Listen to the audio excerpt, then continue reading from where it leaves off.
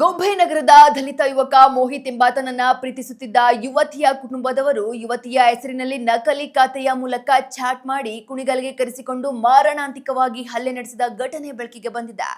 ಪ್ರೀತಿ ವಿಚಾರ ತಿಳಿದು ಆಕ್ರೋಶಗೊಂಡಿದ್ದ ಯುವತಿಯ ಸಂಬಂಧಿಕರು ಮೋಹಿತ್ನನ್ನ ಕುಣಿಗಲ್ನ ನಿರ್ಜನ ಪ್ರದೇಶವೊಂದಕ್ಕೆ ಕರೆಸಿಕೊಂಡು ಬಲವಂತವಾಗಿ ಮದ್ಯಪಾನ ಮಾಡಿಸಿ ಜಾತಿ ನಿಂದನೆಗೈದು ವಿವಸ್ತ್ರಗೊಳಿಸಿ ಇವರ ತಂಡ ಮಾನ ಬಂದಂತೆ ತಿಳಿಸಿದೆ.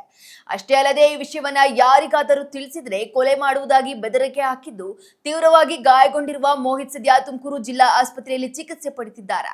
ಈ ಸಂಬಂಧ ಗುಬ್ಬಿ ಪೊಲೀಸ್ ಠಾಣೆಯಲ್ಲಿ ದೂರು ದಾಖಲಾಗಿದ್ದು ಹಲ್ಲೆಕೋರರ ವಿರುದ್ಧ ಕಠಿಣ ಕ್ರಮ ಕೈಗೊಳ್ಳುವಂತೆ ಮತ್ತು ತಮಗೆ ಸೂಕ್ತ ರಕ್ಷಣೆ ನೀಡುವಂತೆ ಸಂತ್ರಸ್ತ ಯುವಕ ಮನವಿಯನ್ನ ಮಾಡಿದ್ದಾನೆ.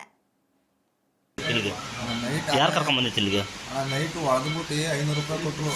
ತಗ ಬಟ್ಟೆ ತಗೊಂಡೋಗಿ ನಿಮ್ಮ ಏರದವ್ರಿಗಾಗಲಿ ನಿಮ್ಮ ಜಾತಿಗೆ ಯಾರಿಗೂ ಹೇಳ್ಬಾರ್ದು ಅಂತ 500 ರೂಪಾಯಿ ಕೊಟ್ಟರು. ಬೇಡ ಕಣ ನಾನು ಹೋಗ್ತೀನಿ ಬಿಟ್ಕೊಡೋಣ ಅಂದೆ.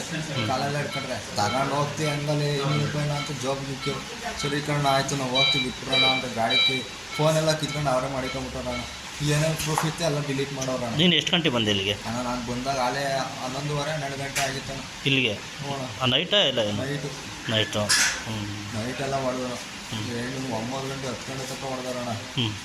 ಕಾಲಿಗೆ ಹಣ ಅಂತೇಳಿ ಆಗ ಬಿಟ್ಬಿಡ್ರಣ ಅಂತ ಕಾಲೆಲ್ಲ ಇಟ್ಕೊಂಡ್ಬಿಟ್ಟು ಲಾಸ್ಟಿಗೆ ಬಿಟ್ಬಿಡೋಣ.